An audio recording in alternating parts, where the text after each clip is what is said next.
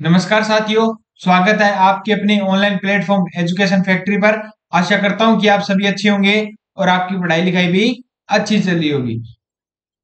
तो दोस्तों, जैसा कि अपने राजस्थान हिस्ट्री के बेहतरीन एमसीक्यू क्वेश्चन स्टार्ट कर रखे हैं और जिसमें हमने पहला टॉपिक किया था सभ्यता से संबंधित। किससे? सभ्यता से संबंधित। और आज अपने उसी प्रकार उसी कड़ी को आगे बढ़ाते हुए आज फिर से अपने नई क्लास लेके आए हैं। तो जो बच्चे पहली बार चैनल पे आए हैं वो पहले चैनल को सब्सक्राइब कर दीजिए और बेल आइकन जरूर दबा दीजिए ताकि आने वाली वीडियो का नोटिफिकेशन आप तक पहुंच सके।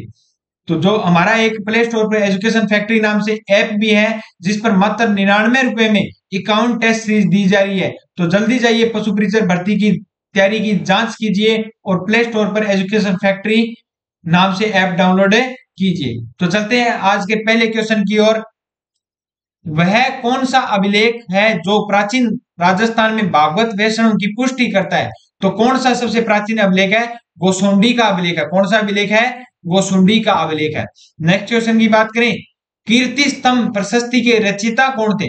कीर्ति स्तंभ प्रशस्ति के रचयिता कौन थे? तो कीर्ति स्तंभ प्रशस्ति के रचयिता महेश भट्ट और अत्रि भट्ट थे। शुरुआत किसने की थी? महेश भट्ट ने की थी।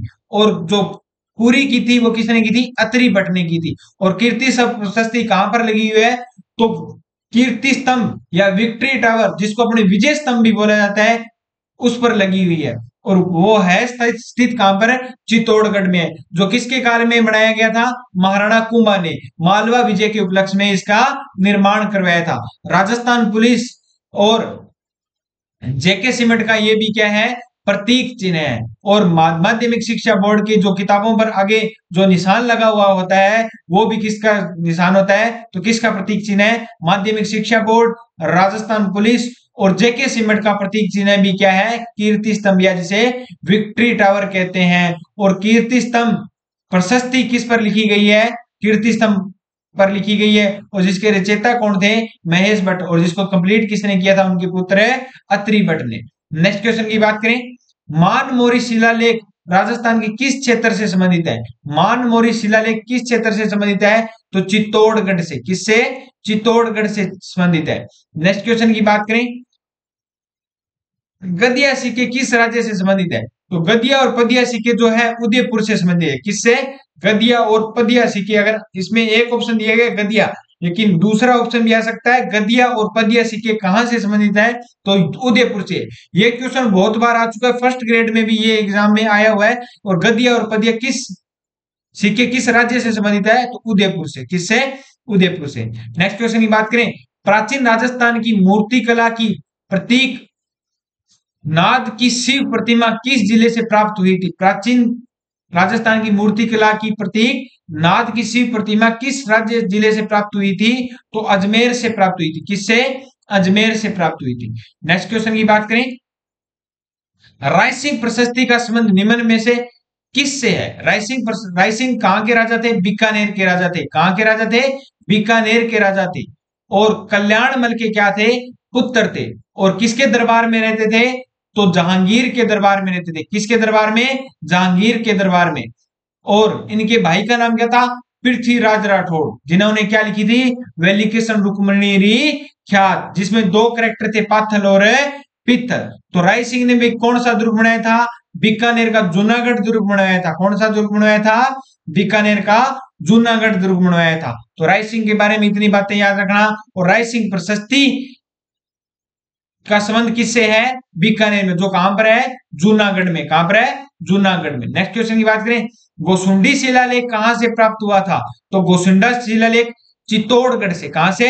चित्तौड़गढ़ से प्राप्त हुआ था। नेक्स्ट क्वेश्चन की बात करें, निम्नलिखित में से किस प्रशस्ति के रचयिता अत्रि भट्ट और महेश भट्ट थे? अभी अभी अपने बात की है। तो कीर्ति स्तंभ प्रशस्ति के जो रचयिता कौन है? महेश भट्ट और अत्रि भट्ट है। नेक्स्ट क्वेश्चन की बात करें, चिरवा शिलालेख किस राजवंश के शासकों का उल्लेख करता है? चिरवा का शिलालेख किस राजवंश के शासकों का उल्लेख करता है? तो मेवाड़ के गुहिल शासकों का। कौन से? मेवाड़ के गुहिल शासकों का चिरवा शिलालेख उल्लेख करता है। नेक्स्ट क्वेश्चन की बात करें, किस शिलालेख या प्रशस्ति में मेवाड़ मुगल संधि का वर्णन मिलता है? किस प्रशस्ति में मिलता है? तो राज सिंह। किस प्रशस्ति में? राज सिंह की प्रशस्ति में। किस प्रशस्ति में? राज सिंह की प्रशस्ति में, जो कहां पर लगी हुई है? राजसमंद झील पर लगी हुई है। और मुगल और मेवाड़ संधि हुई कब थी? तो 1615 में हुई थी। किसने की थी? अमर सिंह ने की थी। और अमर सिंह खुद नहीं गया था, लेकिन वहां कौन गया था? अमर सिंह का बेटा कर्ण सिंह गया था। तो 1615 में कौन सी संधि हुई थी? मुगल और मेवाड़ संधि हुई थी, जिसकी जानकारी हमारे को कहां से मिलती है? राज सिंह की प्रशस्ति से मिलती है। नेक्स्ट क्वेश्चन की बात करें, किस शिलालेख में चौहानों के वत्स गोत्र ब्राह्मण का उल्लेख मिलता है? किस शिलालेख में? तो किस शिलालेख में मिलता है? बिजोलिया शिलालेख में। किससे? बिजोलिया शिलालेख से जानकारी मिलती है भी चौहान क्या थे? वत्स गोत्र ब्राह्मण थे। क्या थे? वत्स गोत्र ब्राह्मण थे। नेक्स्ट क्वेश्चन की बात करें, बिजोलिया शिलालेख के अनुसार सांबर झील का निर्माण किसने करवाया था? तो दोस्तों आपको मैंने बताया था, वासुदेव चौहान ने किस झील का निर्माण करवाया था? वासुदेव ने सांबर झील का निर्माण करवाया था। और यहीं पर अपनी माता का मंदिर बनवाया था। कौन सी माता का? शकंभरी माता का। कौन सी माता का? शकंभरी माता का।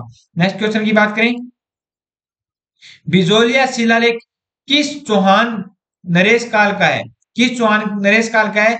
तो बिजोलिया शिलालेख किस चौहान नरेश काल का है? सोमेश्वर के काल का। किस काल का है? सोमेश्वर के काल का है। सोमेश्वर कौन थे? पृथ्वीराज तृतीय के क्या थे? पिता थे। क्या थे? पृथ्वीराज तृतीय के पिता कौन थे?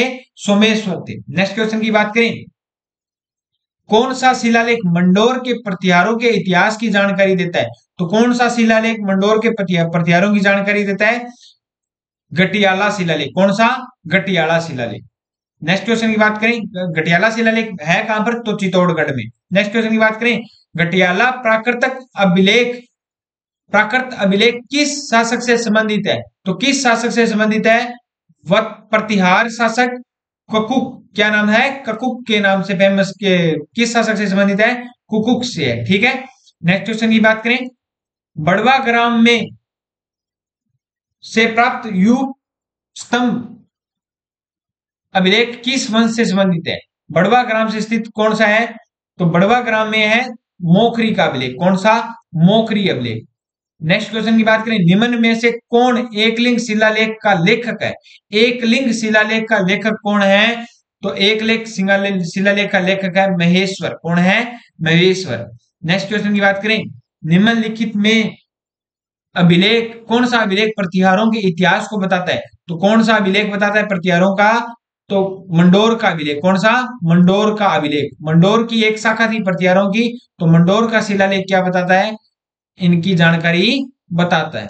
नेक्स्ट क्वेश्चन की बात करें, हाडी रानी कर्मावती द्वारा जौहर में प्रवेश करते समय दिए गए भूमि अनुदान की जानकारी हमारे को कहां से मिलती है? तो हाडी रानी द्वारा दिए गए भूमि अनुदान की जानकारी हमारे को कहां से मिलती है? तो पूर्व के ताम्र पत्र से मिलती है। किससे मिलती है? पूर्व के ताम्र पत्र से मिलती है। हाडी रानी कर्मावती। हाडी रानी कर्मावती कौन थी? उदय सिंह की क्या थी? माता थी। क्या थी? माता थी। नेक्स्ट क्वेश्चन की बात करें, नाथ प्रशस्ति राजस्थान की किस रियासत से संबंधित है? नाथ प्रशस्ति राजस्थान की किस रियासत से संबंधित है? मेवाड़ से। किससे? मेवाड़ से। नेक्स्ट क्वेश्चन की बात करें, तो जो दोस्तों प्ले स्टोर पर एजुकेशन फैक्ट्री नाम से ऐप है, जिस पर पशु परीक्षक भर्ती 2024 के 51 टेस्ट सीरीज, जिसमें मात्र 99 रुपए में आपको प्रोवाइड किए जा रहे हैं, तो जल्दी से प्ले स्टोर पर जाइए और एजुकेशन फैक्ट्री नाम से ऐप डाउनलोड कीजिए। और जो बच्चे पहली बार चैनल पे हैं, वो पहले चैनल को सब्सक्राइब कर दीजिए और बेल आइकन जरूर दबा दीजिए, ताकि आने वाली वीडियो का नोटिफिकेशन आप तक पहुंच सके। तो चलते हैं नेक्स्ट क्वेश्चन की ओर। अपराजिता के शिलालेख के रचयिता निम्न में से कौन है? अपराजिता शिलालेख के रचयिता कौन है निम्न में से? तो दामोदर है। कौन है? दामोदर है।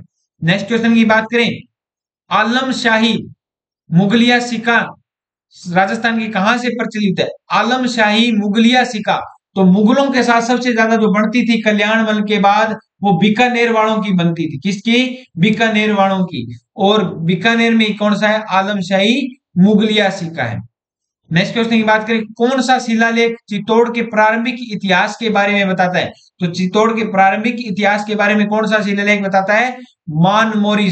कौन सा? मानमोरी शिलालेख।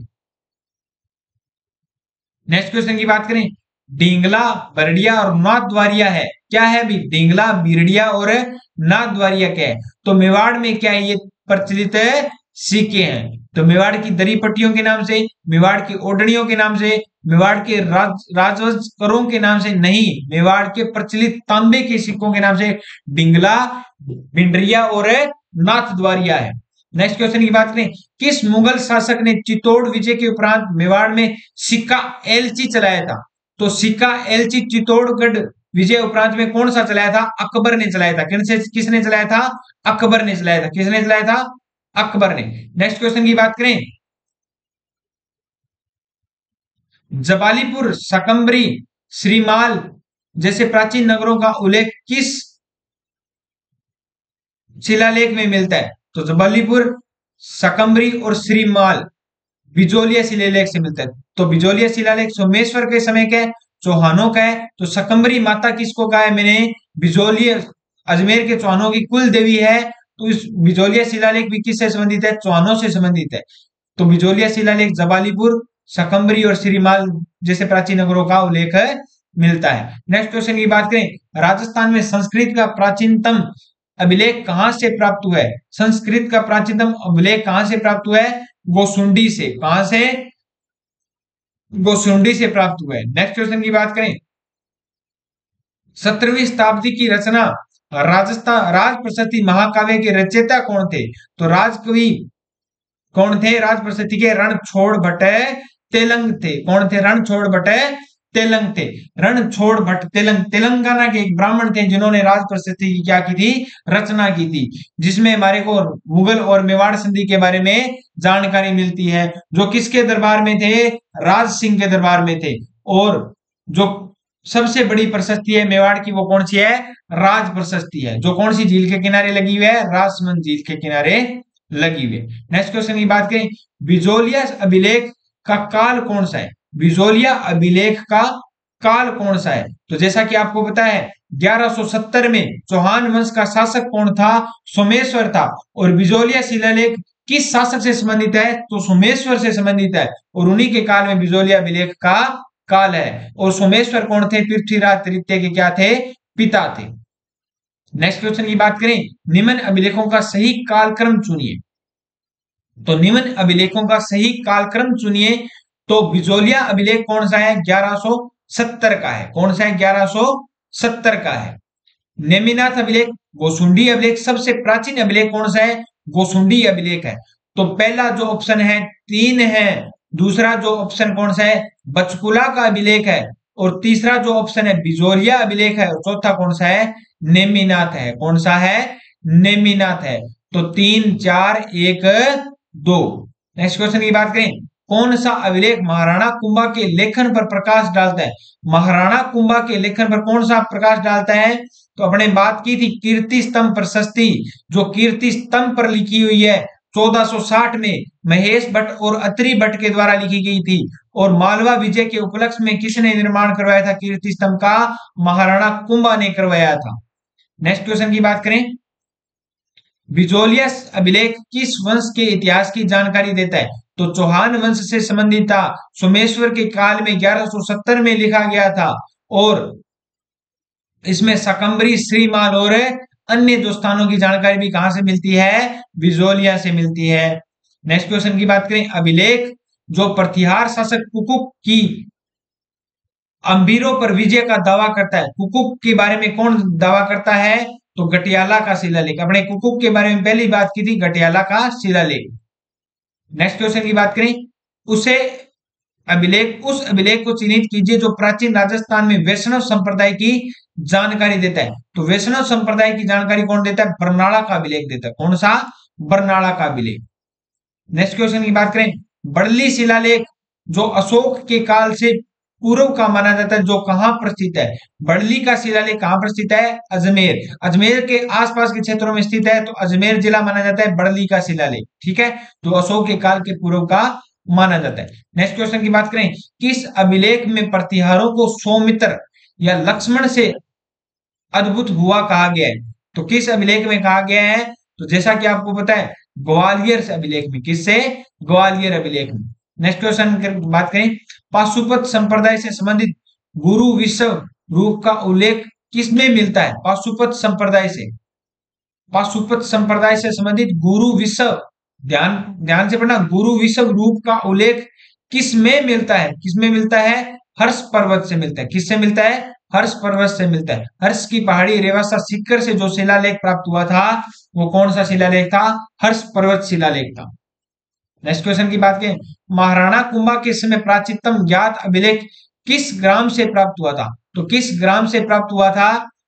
पदराड़ा गांव से। पदराड़ा गांव कहां पर है? उदयपुर में है। कहां पर है? उदयपुर में। नेक्स्ट क्वेश्चन की बात करें, निम्न में से किस क्षेत्र में पंचमार्क सिक्कों के बारे में सबसे पहले साक्ष्य प्राप्त हुए थे? तो पंचमार्क सिक्कों के, पंचमार्क मुद्राएं कहां से प्राप्त हुई थी? राजस्थान से। अपने राजस्थान से प्राप्त हुई थी। पंचमार्क मुद्राएं कहां से प्राप्त हुई थी? आहड़ से। कहां से प्राप्त हुई थी? आहड़ से। नेक्स्ट क्वेश्चन की बात करें, शिलालेख प्रशस्ति और उनके उत्कीर्ण वर्ष का सही जोड़ा कौन सा है? तो शिलालेख प्रशस्ति के बारे में, कुंभलगढ़ प्रशस्ति 1460, बिजोलिया शिलालेख 1170 और अचलेश्वर शिलालेख 1285। ये दोनों अपने पहले पढ़ चुके हैं और अचलेश्वर शिलालेख नया है तो सन याद रखना 1285। और इसका सही ऑप्शन क्या रहेगा? उपयुक्त सभी। नेक्स्ट क्वेश्चन की बात करें तो दोस्तों, हमारा एजुकेशन फैक्ट्री नाम से प्ले स्टोर पर ऐप भी है जिसमें मात्र 99 रुपए में आपको पशु परीक्षक भर्ती की टेस्ट सीरीज उपलब्ध करवाई जा रही है। तो एग्जाम आपका नजदीक है, जल्दी से जाइए और अकाउंट टेस्ट सीरीज खरीदिए और अपनी तैयारी की जांच कीजिए। और जो बच्चे पहली बार चैनल पे हैं वो पहले चैनल को सब्सक्राइब कर दीजिए और बेल आइकन जरूर दबा दीजिए ताकि आने वाली वीडियो का नोटिफिकेशन आप तक है पहुंच सके। तो चलते हैं नेक्स्ट क्वेश्चन की ओर। किसानों से वसूल किए जाने वाले विविध लाख बागों का उल्लेख किसमें प्राप्त होता है? किसानों से वसूल किए जाने वाले विविध लाख बागों का उल्लेख किसमें प्राप्त होता है? तो जैसा कि आपको पता है इस क्वेश्चन का सही आंसर कौन सा है? चीकली। चीकली ताम्रपत्र जो 1483 जो प्राप्त हुआ था उसमें किसानों से वसूल किए जाने वाले लाख व बाग कर से जानकारी मिलती है। नेक्स्ट क्वेश्चन की बात करें, मुगल शासकों के साथ मैत्रीपूर्ण संबंधों के कारण जयपुर में कछवाहा वंश के शासकों को द्वारा जारी किए गए सिक्के क्या कहलाते थे? तो जैसा कि ये आपको पता है, झाड़शाही सिक्के। दोस्तों याद रखना, जो कछवाहा वंश का जो ध्वज हुआ करता था उसका सबसे पहले क्या हुआ करता था? द्वेद क्या हुआ करता था? श्वेत रंग हुआ करता था। उसके मध्य में एक क्या होती थी? जाड़ी होती थी। क्या होती थी? जाड़ी होती थी, जिसको क्या कहते थे? जाड़शाही कहते थे। क्यों? भगवान राम के पुत्र कुश के वंशज किसको मानते हैं? कछुआओं को मानते हैं। और सबसे पहले जो इनका ध्वज हुआ करता था वो सफेद रंग का होता था और उनके मध्य में क्या होती थी? जाड़ी लगी, जाड़ी का चित्र हुआ करता था। इस कारण इसको वो अपनी बोली, अपने सिक्कों और सभी को क्या कहते थे? जाड़शाही कहते थे। क्या कहते थे? जाड़शाही कहते थे। लेकिन जब मिर्जा राजा मान सिंह काबुल अभियान पर गए थे तो वहां पर क्या है कि 5 जनजातियों को, यूसुफजाइयों को, अफरीदियों को, कजई वंश को, अन्य को हराते हैं। इस कारण उनकी ध्वजा परिवर्तित करके पंचरंगी कर देते हैं और आज आमेर के जो कछुआओं की जो ध्वजा है वो पंचरंगी है। लेकिन पहले क्या हुआ करती थी? सफेद हुआ करती थी। और आंख मीच कर जहां आपको जाड़शाही और कछुआ वंश दिखे तो जाड़शाही ही आंसर है, करना है, सोचना भी नहीं है बिल्कुल भी। तो ये बातें आप बिल्कुल नोट कर ले अपनी बुक्स में या कॉपी में। मेवाड़ राज्य का सिक्का नहीं है। मेवाड़ राज्य का सिक्का नहीं है, ये पूछा गया है। मेवाड़ राज्य का सिक्का नहीं है, तो मेवाड़ राज्य का सिक्का नहीं है तो रामशाही भी नहीं है, रावशाही भी नहीं है, डोडिया भी नहीं है। तो इनमें से सारो ऑप्शन क्या है? सही है। नेक्स्ट क्वेश्चन की बात करें, किस चौहान रानी ने अपने सिक्कों नाम से सिक्के चलाए थे? तो सोमल देवी ने। किसने? सोमल देवी ने चलाए थे। किसने? सोमल देवी ने अपने नाम से क्या चलाए थे? सिक्के चलाए थे। नेक्स्ट क्वेश्चन की बात करें,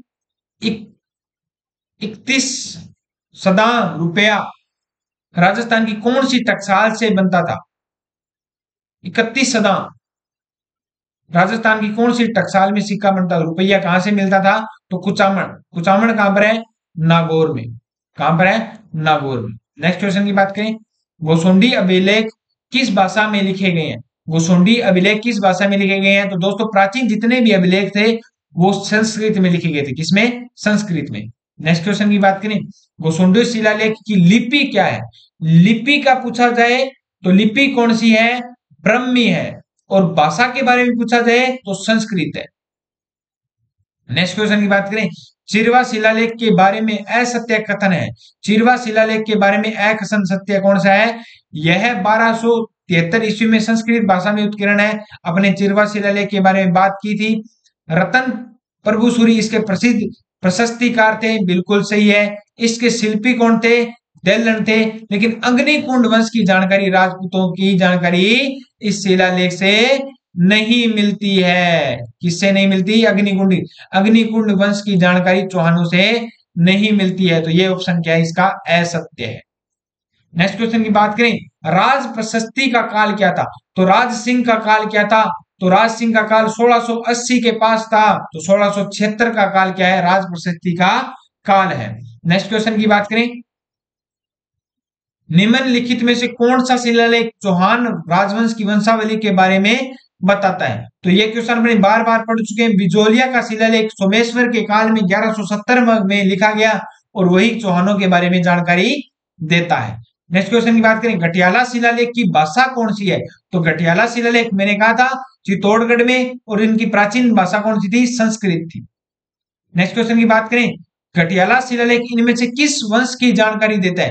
तो घटियाला शिलालेख किस वंश की जानकारी देता है? प्रतिहारों की। किससे? प्रतिहारों की जानकारी देता है। नेक्स्ट क्वेश्चन की बात करें, प्राचीनतम पंचमार्क सिक्कों का समय क्या था? पंचमार्क सिक्कों का समय क्या था? 600 से 200 ईसा पूर्व। कौन सा? 600 से 200 ईसा पूर्व। नेक्स्ट क्वेश्चन की बात करें, झाड़साई सिक्का निम्न में से कौन सी रियासत से प्रचलित था? तो दोस्तों झाड़साई जहीं पर है, जयपुर। जयपुर आमेर कछवा भी आए तो झाड़साई। मैंने आपको पूरी डिटेल बता दी। झाड़साई का मतलब क्या था? पहले सफेद झंडा हुआ करता था आमेर वालों का, और उनमें झाड़ी का एक चित्र लगा होता था, इस कारण इनको झाड़साई कहते थे।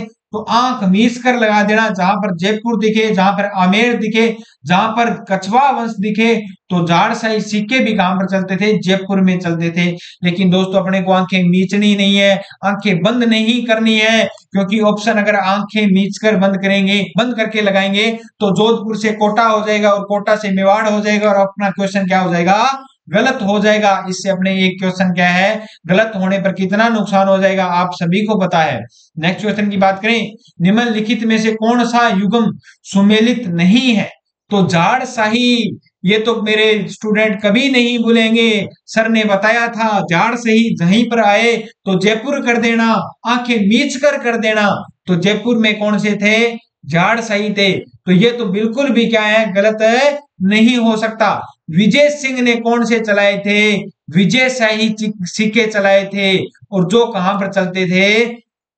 डूंगरपुर बांसवाड़ा में चलते थे। कहां पर है? और डूंगरपुर बांसवाड़ा में कौन से सिक्के थे? मेवाड़ के सिक्के थे। तो ये कौन सा है? गलत है। अखेरा जैसलमेर का था।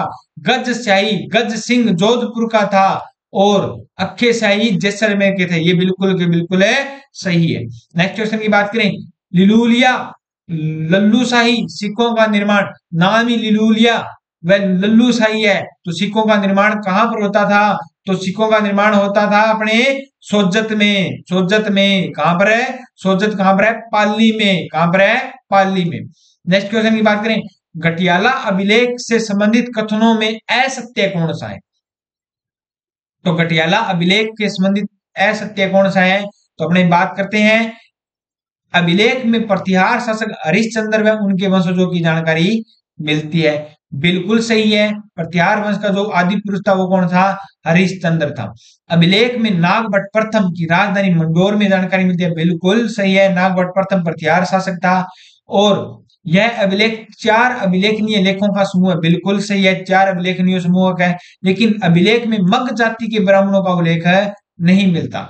मग जातीय नहीं, प्रतिहार जातीय जानकारी का अभिलेख मिलता है। नेक्स्ट क्वेश्चन की बात करें, आबू के अभिलेख के लेखक कौन है? आबू के अभिलेख के लेखक कौन है? तो शुभ चंद्र है। कौन है? शुभ चंद्र है। तो पहला ऑप्शन है, सही है। नेक्स्ट क्वेश्चन की बात करें, प्राचीन शिलालेखों में जालोर को किस नाम से जाना जाता था? तो प्राचीन शिलालेखों में जबालीपुर नाम से जाना जाता है। किस नाम से? जबालीपुर नाम से जाना जाता था। नेक्स्ट क्वेश्चन की बात करें, आज का अंतिम क्वेश्चन है, राजपुताना की किस रियासत के सिक्कों पर एक और सामग्री सामग्री विक्टोरिया का चेहरा और अंग्रेजी में विक्टोरिया एम्प्रेस लिखा होता था, और दूसरी नागरी तथा उर्दू लिपि में महाराजा का नाम लिखा होता था। तो जैसा कि आपको बता दूं, बीकानेर के शासक गंगा सिंह ने अपने सिक्कों पर क्या लिखवाया था? विक्टोरिया इंप्रेस लिखवाया था। क्या लिखवाया था? विक्टोरिया इंप्रेस लिखवाया था। और नोट डालकर लिख लो, मेवाड़ का शासक कौन था?